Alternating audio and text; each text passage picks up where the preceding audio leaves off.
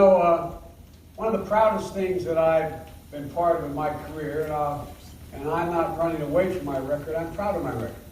But one of the proudest things I've ever done was writing the Violence Against Women Act. It was a very difficult thing. It took me 5 years to get it done.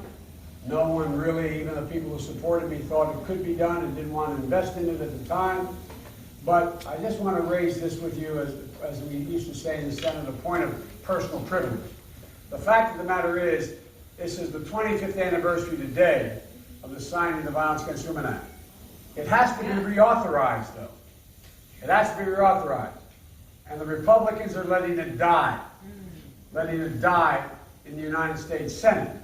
If it occurs, there will be literally, tens of thousands of women whose hope will be taken from them. Tens of thousands of women. When I first introduced the bill, I was criticized, some of you may remember, because I was interfering in family matters. We have a problem in America that we're beginning to change, and that is a culture. A culture that needs to be changed.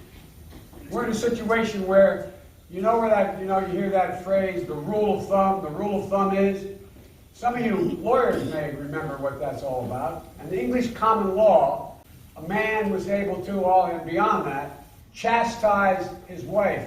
She was the chattel. No fundamentally different than the cattle or the farm animals. Not a joke. But so many women were dying as a consequence of being beaten by their husbands.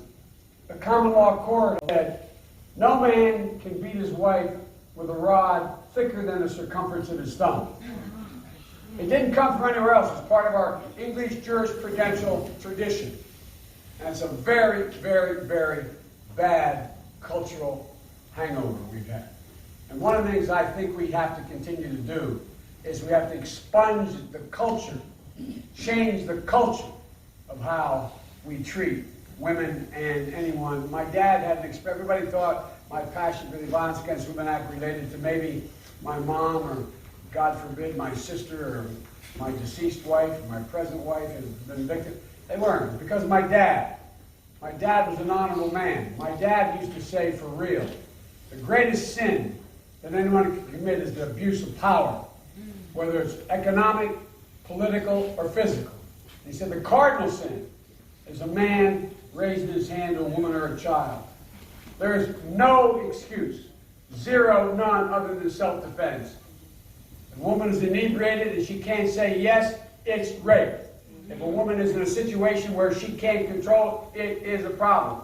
When a woman says no, it means no, no matter what. And folks, if we let this law lapse, which we continue to be able to build on, we're going to be let down a whole generation of women and men in this country.